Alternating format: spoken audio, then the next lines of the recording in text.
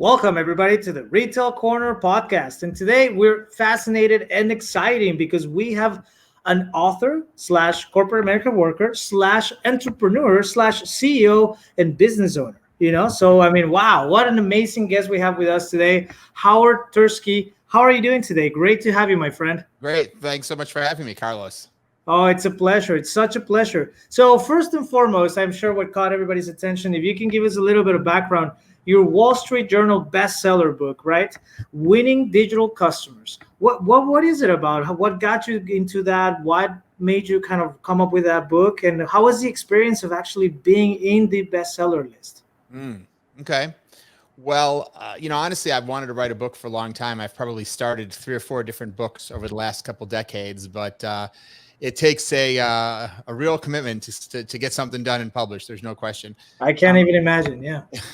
I've been in the space of working with large enterprises on digital transformation for over 2 decades. Of course, we haven't called it digital transformation all that time, but basically working with large Fortune 1000 type brands to say, okay, what is the impact of digital on their customer, on their business, and how can they both get more benefit from their digital touch points and programs, and frankly, how can they make sure that they continue to be competitive in an environment where their competitors, both traditional and kind of new digital competitors, are doing things in many cases better and faster. So that's kind of the core of the type of work I've done for a long time with companies like AAA, Avis, NBC, Airbus, Transamerica, General Electric, General Motors, like those types of brands. And so, it's funny, like after you do the same thing, and it's never exactly the same thing, of course, but the same type of thing at a lot of different companies, you start to see patterns. And, honestly, I've had the chance to be a part of some really spectacularly successful big digital projects and transformations. And I've also been a part of, and maybe even partly responsible for some things that were not successful at all. But it's all a learning process. And so having gotten to see all of these examples and efforts and attempts and the outcomes, I've really, over those many years, been able to see some patterns of what tends to work. I would never say in a million years there's only one right way to do anything, but there are definitely wrong ways.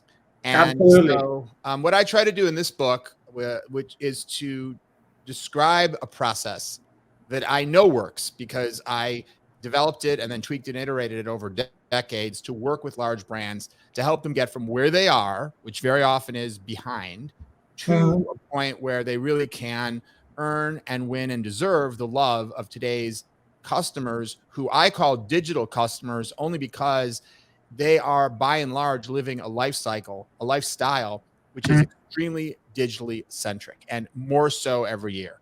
And that's what a digital customer is. Absolutely.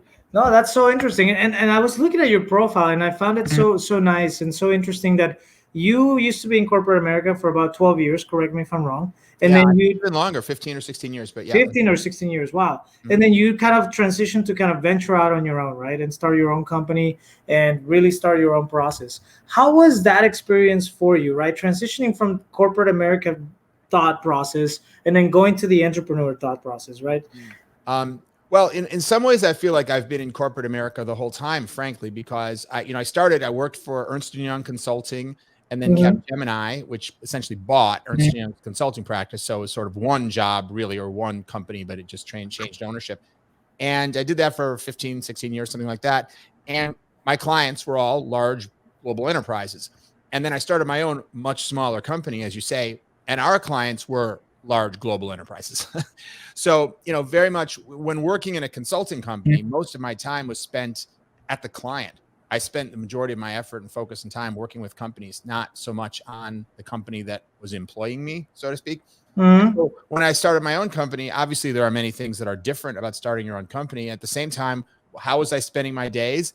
In kind of the same way, working with these large companies on their transformation issues. So it's interesting for me, maybe less of a giant transition in terms of my day-to-day anyway, than it might be, for somebody else. Although obviously there's many things you have to think about when running your own company. Of course, absolutely. Yeah, no, I can see what you're saying because you had a very entrepreneurial job, right? Even within corporate America, right? The way you had to go about it, the way you engage your clients and your customers was very similar to that entrepreneurial mindset, right? Yeah. So Yeah, I think if I'd been, say, the chief marketing officer of a company and then went out to start my own marketing agency, that would have been a much bigger shift. But my role at Capgemini and Ernst Young Consulting was to go out and, find clients and sell work and deliver projects and business build a client. development slash sales slash.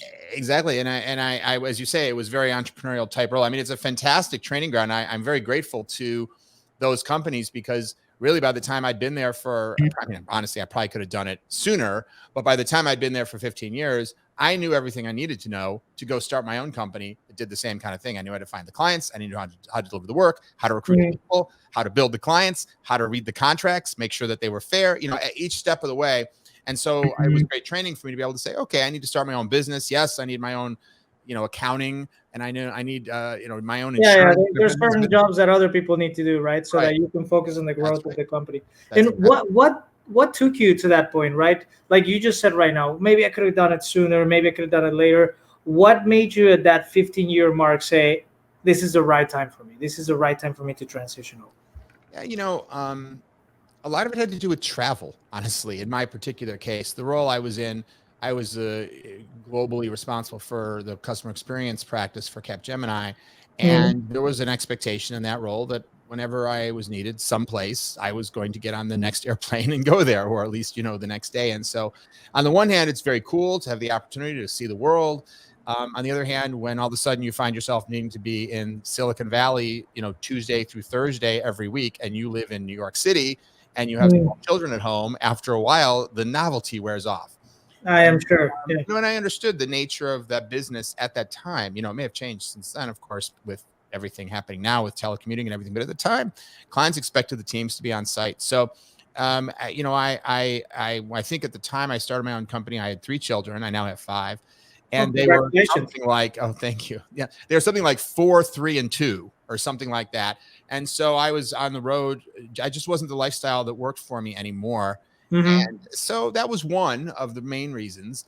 I also was, I was looking to maybe be able to spend more time with each individual client. I found myself, the expectation of me was to, touch 15, 20 different clients a week, and then another 15, 20 clients the next week. And so I didn't have the opportunity to really get as close to some of the work that we were doing as I liked and preferred to do. Because I started working, and so I wanted to shift a little bit away from that. And I wanted to focus on certain industries that interested me more than others at the time.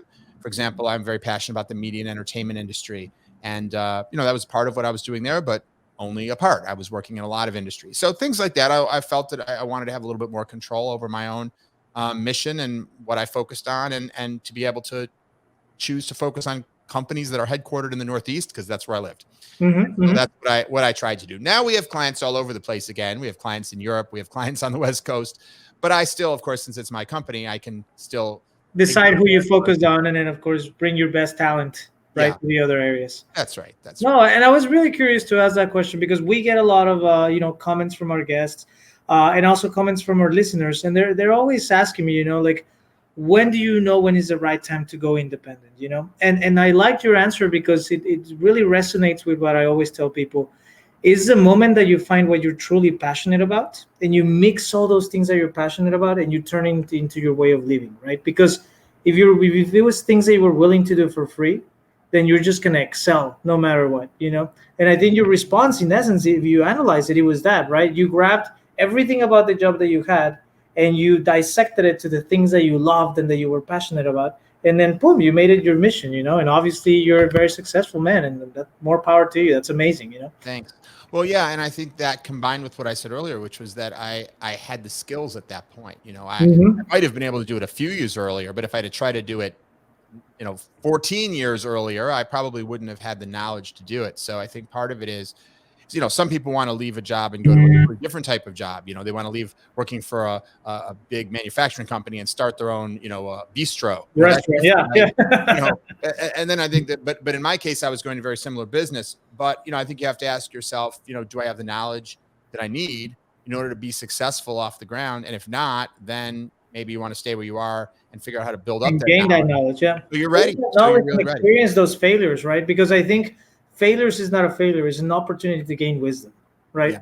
And so, yeah, to your point, like you said, hey, you've been part of a lot of successes. You were also part of a lot of areas that maybe didn't succeed or had more areas of opportunity. But Yeah. only then do you really learn, right? If everything always goes to plan and perfect, you become stagnant, right? Your ability to learn and to overcome things becomes stagnant. Yeah. Yeah. One of No, my that's favorite great. Bill Gates quotes, Bill Gates said years ago, Mhm. success is a lousy teacher. Yeah, yeah, no, absolutely. I agree completely. And so, changing the subject a little bit and going back more to what you do and your company does, let's break it down. What is digital transformation? Because there's this misconception I hear from retailers and from other clients that we have all the time, that they think moving some of their modules in ERP to the cloud or, enhancing their e-commerce site, that's making them a digital transformation. And I know it's much more in depth and larger than that. And so I think for our listeners, if you can explain really the foundation of what digital transformation is. Sure. Here's how I see digital transformation. A lot of people start by thinking about our company is undergoing a digital transformation, but actually I think you need to step back and start by acknowledging the world is going through digital transformation. And perhaps more importantly for an individual company, your customers have been going through a digital transformation. And what is that transformation? It means that the way in which they engage in tasks in their life, shopping to dating to finances, education, whatever it is increasingly and hugely digitally centric. And that hasn't been the case, until the last 10 or 15 years. Digital has been something that's been growing, but it really hit a hockey stick inflection point over the last, whatever, 10, 12 years, what have you. And Mm-hmm. so that is a major, major change in your customers. And so as a business, transformation is just a fancy word for change. And businesses, if they can avoid change, generally try to avoid it because, hey, once you've got a business that's working well, why would you monkey with it? Keep it going. Why exert the effort? Why spend the money and why take the risk associated with changing? But Mm-hmm. when your customer is changing, then you need to be able to change to deliver an experience and a value proposition that aligns with what they want and need and prefer. And if you look at all the companies that have gone out of business over the last decade plus, whether it's Circuit City or Toys R Us or Blockbuster, or going back a few more years, companies like Kodak, these Mm-hmm. are companies that in many cases at one moment or for a whole length of time in their history, they really were delivering what was relevant to the customer. And that's why they were so successful. And the reason they became less successful was usually not because they stopped doing the thing that worked for them, but They stopped adapting, no? because they kept doing it and the customers needs changed and they were no Mm-hmm. longer were as relevant. And so that's, to me, that's the fundamental idea of digital transformation, is the change you need to make in your company to keep up. I'll give you another quote, another one of my favorite quotes, which is from Jack Welch, the legendary CEO of General Electric. And he said back in the 80s, I think, when the speed of change on the outside exceeds the speed of change on the inside, the end is near. Wow. And I think That most is companies profound. Yeah. today, yeah, sorry, go ahead. No, I was just going to say that is very profound, and you're absolutely right, right? I mean, we are seeing it manifested in the past 10 years at a gargantuous level, right? I mean, so many companies that were unwilling to adapt, so many companies that it was their way or the highway, came to find out very quickly that it doesn't operate like that, right? Yeah. And I think most companies, big companies today, feel that pressure that the speed of change on the outside is greater. And so that's what really I'm all about right now, is how do I help companies figure out, and my book is about that, and my Mhm. consulting practice is about that. How do we help them transform at the rate that's needed to keep up and in the direction that will really be the most impactful for their business? Because of course you could change in a way that makes your business worse, that makes your customers less happy. So it's not just about speed, right? It's about speed Correct. and It's about a accuracy. change that resonates, right, with Yeah, your target audience and precisely. that captures more target audience for you. Absolutely. And what from your experience, what do you see as the biggest challenge, right? For I want to say like maybe mid-sized retailers to large-size retailers or any type of company, what do you see as the biggest challenge as they're going through their digital transformation? Is it the internal employees not wanting to adapt to change? Is it the fact that they have too much bureaucracy, too much red tape, and it takes too long to get to the adaptation period? What do you see as the biggest challenge? It's the first thing you said.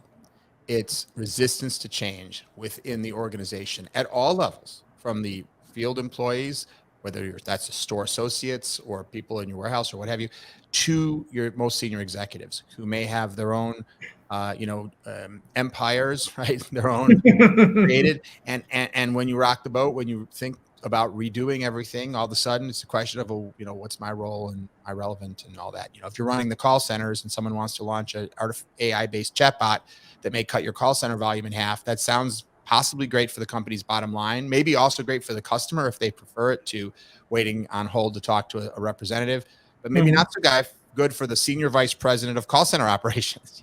Yeah, absolutely. So, yeah, a lot of big companies have a lot of politics, and the people who have risen in those organizations to be very successful and are making a lot of money, they almost always have very good political skills.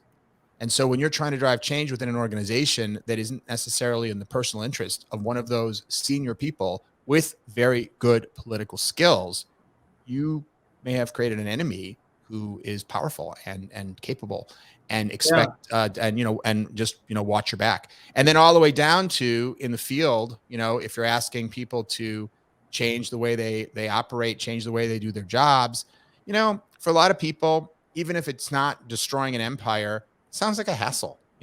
People kind of like to get set in their ways, and they leave at 5, they pick up their kids from school, whatever. Now all of a sudden you're asking them to relearn a new system. And I remember once, actually multiple times, we've worked on projects to replace old green screen systems, like in, think of like airlines or in insurance companies, where the people who work there have to type all those cryptic codes and function keys. Sometimes they'll have those little flip things to show them what the function keys do. Yeah, they'll have the little glossary, right? The dictionary. Right. Yeah, right. So, you come along, right. So, you come along and you're replacing that with, let's say, like a web-based system that's all, mouse driven and easy to learn and understand. You'd think who would not be in favor of that? Who would be against replacing an old cryptic green screen system that takes 6 months to learn to use? The answer is the people that have already spent the 6 months and have learned to use it, and who have job security, Yeah, you hit the nail in the dot. That's what I was waiting to hear. It's all about that job security, and I wonder. I want to ask you this: do you think, or is it a recommendation for Because I like this segment I saw on your LinkedIn about the superhero of innovation, right? And that person kind of leading the digital transformation. Do you recommend for that person to really pass on this philosophy for people to stop being so scared about their job, right? Because I feel like a lot of times employees limit the growth of a company because they want to guarantee they have a job, and they don't think about limiting the growth of the company limits your ability to get a paycheck, right? Limits your ability to advance within the organization and get a higher pay rate, or even continue to have a job. Well, it's interesting. I mean, this perhaps is part of the good news, the silver lining of the great resignation that we're experiencing now. I think people don't value their jobs quite as much as they may have in prior eras. And frankly, right now, of course, we're in the middle of a very, very hot job market, very tight labor market.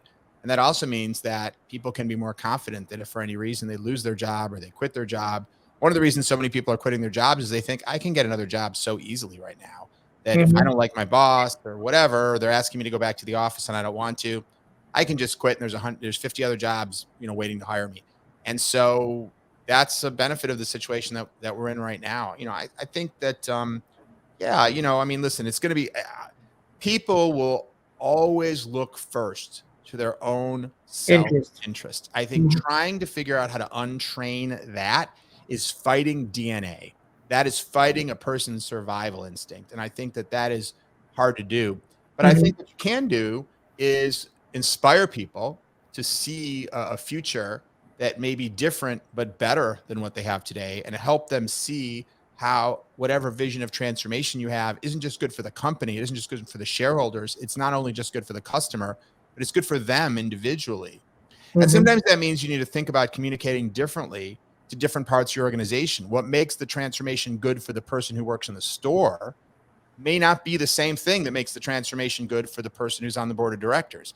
It may be that the same transformation can deliver both of those benefits, but when communicating, if you tell the person in the store, all you have to do is learn this new system and it's going to make our stock price go up 200%. Well, that means nothing to them. They don't own any stock, right? They can't afford that. So you're not resonating with them. So, some of it's just basic communications and finding out, really understanding.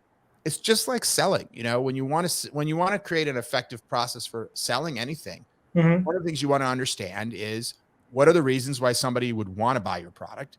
And what are their points of resistance? What's holding them back? What are their fears, insecurities, hesitations? And similarly, if you're trying to sell a vision for a change in the organization, you want to be careful not to think that just because you're excited about it, the people you're speaking to are going to automatically share your enthusiasm. You want to do some research to understand and have one-on-one interviews and do other things. We do this sort of work all the time. It's just sort of change management work to understand, well, what are their concerns? Because they may surprise you. And once you understand what those concerns are, you can do a much better job of pitching, if you will, the transformation. Yeah, no, you're absolutely right. And I mean, to everybody out there listening, I think Howard is an amazing talent. I mean, you guys can learn more, through his company from. And I mean, to what he's saying, right, is it's beyond the level of effort of doing the digital transformation. Is beyond the communication between IT and the business and defining the rules, requirements, architectural diagrams. It's the foundation of it is the communication, right? Is the ability to showcase the add-on value to every single department in your organization in order to get everybody excited. And if you don't do that first, right, it doesn't matter how many meetings you have, how many architectural diagrams you do, how many gurus of IT you have, and how many great BAs and PMs you have, you will not have the full organization supporting it. And without that, doing a real digital transformation is nearly impossible. And I think the last question I want to ask you, Howard, if you don't mind, which I like to ask all of my guests, is if you had one piece of advice for all the entrepreneurs out there listening, for all the executives out there listening, what would be your one piece of advice? That's a tricky question, but I guess I would say figure out how to create vision without fear.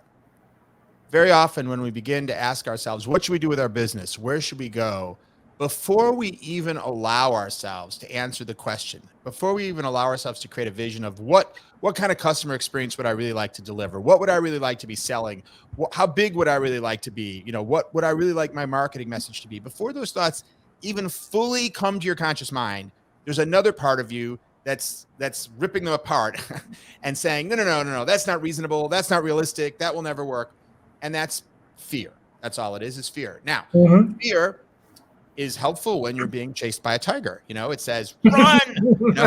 So fear is not all bad. And by the way, some of the ideas that you might have might truly suck and be terrible ideas and would never work. That's probably the case. And other ideas may be genius and would lead you down the path of the next Facebook or the next iPhone or the next Airbnb or whatever it is.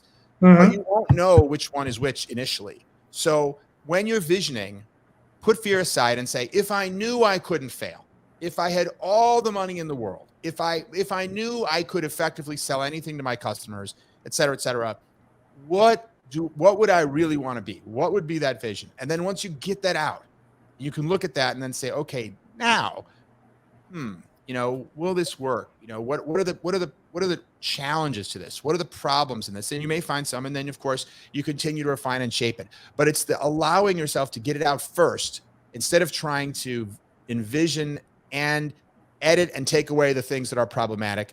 All great ideas and all great new businesses were problematic. When they started Airbnb, people were like, no one's going to want to rent a room in someone else's house. You can get murdered in your bed in the middle of the night. They thought the same thing about Uber. Who's going to just let some stranger pick them up in their own car and drive them around? I mean, Google, when they first launched Google, companies were suing them saying, how dare you presume to spider my website and create a list of all my pages and links? I'm going to sue you for some kind of trespassing, right? Yeah. So, great ideas almost always have problems. Don't think that because you have an idea and then you see a problem, you should throw that idea away, because then you'll never take an idea that's really, really transformational to fruition. Wow. That should be the next title for your next book. How to Create Vision Without Fear. Wow. I really, really like that phrase. That's really good. Howard, thank you so much for your time. Really appreciate it. Thank you for all the pieces of advice. And for everybody out there listening, once again, if you guys need help in your business, you guys need help in your digital transformation, please reach out to Howard and his team. they're excellent. I mean, you guys have listened to the podcast, you've listened to his input, and wow, I mean, I have no words but to say it has been an honor and a pleasure to speak with you today, Howard. Well, thank you so much for having me. And of course, if anyone's looking for me, LinkedIn's a great place to find me. I'm published there very regularly. And if you're interested in my book, Winning Digital Customers, The Antidote to Irrelevance, you can find it on Amazon, Barnes & Noble, all those places. There's also a website for it, winningdigitalcustomers.com. And you can download the first chapter there for free if you like. Great. Thank you, everybody, for tuning in. And we'll see you guys in the next episode of Retail Corner Podcast. If you wish to have a conversation with us, then email us at retailcorner@proxima360.com or visit our website at theretailcorner.proxima360.com. Thank you so much for tuning in. Stay safe and see you next time.